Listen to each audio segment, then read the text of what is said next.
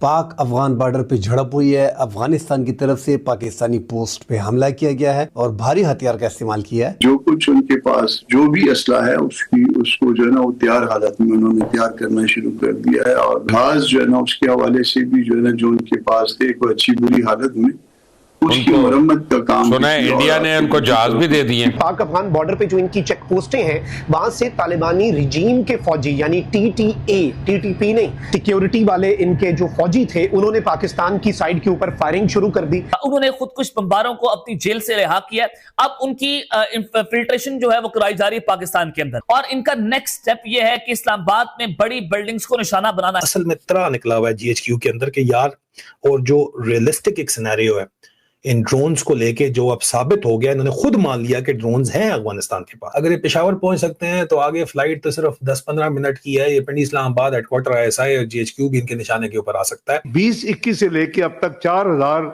हमारे जवान, हमारे फौजी अफसर शहीद हो चुके हैं, 20,000 से ज्यादा जख्मी हो चुके हैं।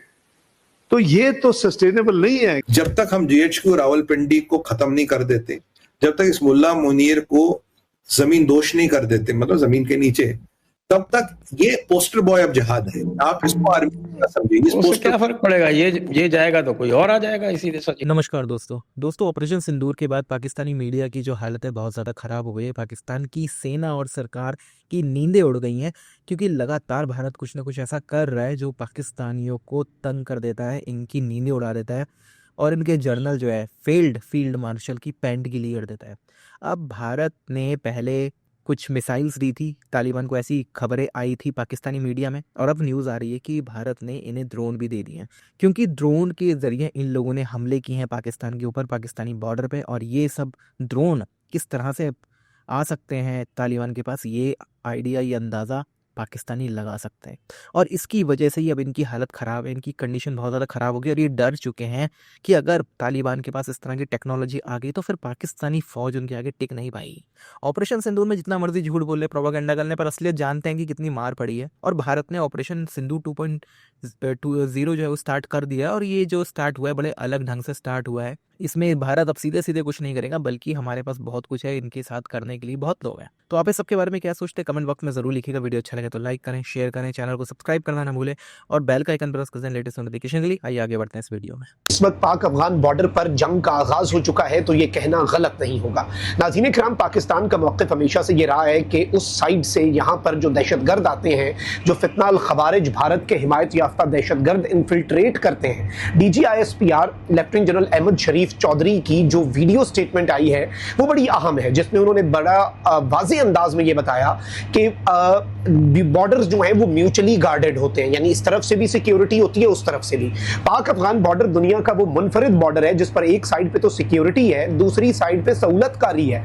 यानी पाकिस्तान के अंदर जब खारजियों ने इन्फिल्ट्रेट करना होता है, TTP के दहशतगर्दों ने इन्फिल्ट्रेट करना होता है, तो अफगानिस्तान वाली साइड और उनकी जो बॉर्डर चेक पोस्टें हैं, उनके जो वहां पर नाम निहाद फौजी हैं, वो पाकिस्तान की चेक पोस्टों के ऊपर फायरिंग करते हैं, हमलावर होते हैं। वो उन्हें कवर प्रोवाइड करते हैं और उस कवर की आड़ में वो लोग क्या करते हैं जी, पाकिस्तान के अंदर दाखिल होने में कामयाब हो जाते हैं। फौजी यानी TTP नहीं, तहरीक तालिबान अफगानिस्तान, जो कि एक नॉन स्टेट एक्टर है, जो कि एक दहशतगर्द गिरोह बन चुका है, जो कि एक स्टेट के तौर पर एक्ट नहीं करता और जो कि सहूलतकारियां करता है।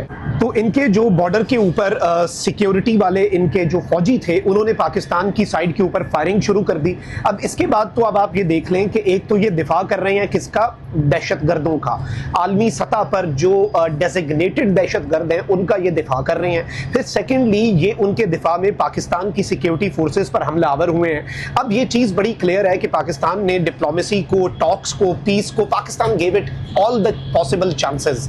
पाकिस्तान ने डिप्लोमेसी को भी एक चांस दिया, पाकिस्तान ने पीस को भी एक चांस दिया। पाकिस्तान की ये कोशिश थी कि नॉन काइनेटिक पाकिस्तान ऑपरेशन करे और पाकिस्तान के फॉरेन मिनिस्टर ने चंद घंटे पहले ही कंफर्म किया कि एक फुल फ्लेज किस्म का जो काइनेटिक ऑपरेशन है वो तैयार था और इस ऑपरेशन को जो नाम दिया गया था वो ऑपरेशन क्लीन अप था। अब असल में इतना निकला हुआ है जीएचक्यू के अंदर के यार, और जो रियलिस्टिक एक सिनेरियो है इन ड्रोन्स को लेके जो अब साबित हो गया, इन्होंने खुद मान लिया कि ड्रोन्स हैं अफगानिस्तान के पास। इमारात इस्लामी अफगानिस्तान की गवर्नमेंट के पास इस वक्त ड्रोन्स हैं और उन्होंने पाकिस्तान के अंदर अटैक जो है वो तो माना भी है, खुद रिपोर्ट भी किया है। ताजिकिस्तान वाला अटैक जो इनके मत्थे मारने की कोशिश की जा रही है ताकि चाइना इनके खिलाफ हो जाए, चाइना चुप है इसके ऊपर, चाइना ने इसके ऊपर कोई बात नहीं की, ठीक है, और चाइना ऐसे बात करता भी नहीं है। इनकी जो मर्जी ये कोशिश करते रहे, लेकिन हकीकत ये है कि ISI को इतना नहीं पता कि जनाब मानिक 4 ड्रोन्स जो हैं, जो इमारात इस्लामी अफगानिस्तान के पास हैं, असल में रियलिटी में मानिक 4 जो है वो ड्रोन का नाम नहीं है, मानिक वो इंजन है जो कि इंडिया ने अपने अनमैन्ड एरियल व्हीकल्स के लिए, ड्रोन्स के लिए डेवलप किया है, ठीक है। अब अगर अफगानिस्तान में हम मारेंगे तो ये जवाब में आगे आएंगे, और फ्लाइट को इतनी दूर नहीं है, खैबर पख्तूनख्वा मतलब पेशावर, खैबर पेशावर के साथ जुड़ा हुआ है, अगर ये पेशावर पहुंच सकते हैं तो आगे फ्लाइट तो सिर्फ 10-15 मिनट की है। ये पिंडी इस्लामाबाद हेडक्वार्टर ISI और GHQ भी इनके निशाने के ऊपर आ सकता है। इनका त्रा निकला हुआ है ऑनेस्टली, और इसलिए ये दरमियान में खुद तो कुछ कर नहीं सकते, चाइना को कह रहे हैं तुम दरमियान में आ जाओ। टर्किश नाराज हैं allegedly, और कतरी इनसे नाराज हैं कि तुम्हें कहा था बंदे के बच्चे बन जाओ, तुम बंदे के बच्चे क्यों नहीं बनते। जब तक हम GHQ रावलपिंडी को खत्म नहीं कर देते, जब तक इस मुल्ला मुनीर को जमीन दोष नहीं कर देते, मतलब जमीन के नीचे, तब तक ये पोस्टर बॉय अब जहाद है। आप इसको आर्मी का समझिए, इस उससे पोस्टर क्या फर्क पड़ेगा, ये जाएगा तो कोई और आ जाएगा इसी देश। सर आर्मी की साख खत्म होगी ना। देखिए हसन नसरुल्लाह को मार के मुल्ला नईम कसीम तो बैठा है, पर नईम कसीम का वो जलवानी जो नसरुल्लाह का था। इस्माइल हनिया को मार के मोहम्मद दैफ आया, या सनावर आया, मोहम्मद सनावर आया, सब निपटते गए, और ये कार्रवाई इजराइल की तरह जारी रखनी पड़ेगी। भाई अगर कोई बैठता तो उसको भी उसका भी निदान जल्दी से जल्दी करना पड़ेगा, क्योंकि साख ये कि पाकिस्तान में एक पेट है आर्मी की, भाई हम ये कर देंगे, हम ये कर देंगे, हम ये कर देंगे, हम काफिरों को दिखा देंगे, हम ये कर देंगे। जब वो आर्मी अपना ही पिछवाड़ा नहीं बचा पाएगी तो लोग क्या पूछेंगे। और मैं आप एक और बात बताऊं आपको, अगर इसको मुल्ला मुनीर को लगता है इसने अपनी बीवी और 3 बच्चों को अमेरिका में भेज दिया और अमेरिका इसका सगा बेटा, एक दिन याद रखना मुनीर, यही अमेरिका तेरी बीवी और तेरे 3 बच्चों को तेरे अगेंस्ट लिवरेज बना के यूज करेगा। ये अमेरिका है, किसी का सगा नहीं है वो, मगर ना ऐसा कोई सगा नहीं जिसको हमने ठगा नहीं। बंटी बबली वाला ये गाना बिल्कुल अमेरिका पे फिट होता। तुम्हें लगता तुम्हारे बीवी बच्चे वहां बड़े सेफ है, they will be used as a leverage against you one day. अगर तूने अमेरिका को 3-6 महीने में या 9 महीने में वो नहीं दिया जो वो तुझसे कह रहे हैं, डोनाल्ड ट्रंप का पेच बहुत ढीला है, वो एक दिन बोल देगा कट हिम लूज, एक लाइन बोलनी है cut him loose, then Mulla Munir you will run for your life. अब तो लबीक वाले तुझे ठोकेंगे, तहरीक तालिबान वाले ठोकेंगे, तेरी आर्मी वाले ठोकेंगे, तेरे ISI ठोकेगा, CIA कुछ कांड करवाएगा, या और भी जितने लोग हैं जो तेरे पीछे पड़ेंगे। तू तो वो बुजकशी का बकरा बनेगा। फिर बुजकशी का खेल होता ना, उसका जो बकरा होता वो तू बनेगा Munir. That is what is going to happen to you। इसीलिए ये जो तू शेर की सवारी कर रहा, जिस दिन रुकेगा सबसे पहले शेर तुझे खा जाएगा। इतिहास गवाह है, पाकिस्तान में कोई शेर की सवारी बहुत ज्यादा देर तक नहीं कर पाएगा। हालत मुल्क की खराब है, आटा नहीं है, चावल नहीं है, 5200 रुपए में 10 किलो आटा नहीं मिल रहा। क्या करेगी जनता, कहाँ जाएगी जनता, किसको काट के खाएगी जनता। अब तो वहां कुत्ते बिल्ली भी नहीं बचे, वो भी चीनियों को दे दिए। अब तो बस पता इंसान ही इंसान का पेट भर सकता है, एक टाइम तो वैसा आएगा। अब भाई देवे, अब पाकिस्तान में सर 22 दिन का पानी बचा है। ये ऑफिशियल डाटा आ गया उसी ऑस्ट्रेलियन इंस्टीट्यूट का, जिन्होंने पहले बोला था 20 से 22 दिन का पानी बचा है। ऐसे परिप्रेक्ष्य में अगर तुम गजवाए हिंद और ये सब फतूर सोच रहे हो, इसको भूल जाओ। तुम ये देखो कि तुम्हारे घर में रोटी कहां से बनेगी। कहानी ये है कि हमारे पास प्रोजेक्ट है, we have a plan in place how to dismantle Pakistan. और ये गलत फहमी मत रहा है अमेरिका बचाने का, बेटा कोई बचाने नहीं आ रहा।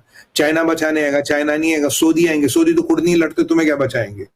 तो ये मुल्ला मुनीर ने तुम्हारे मुल्क को बर्बाद करी। He is a Frankenstein of Pakistan.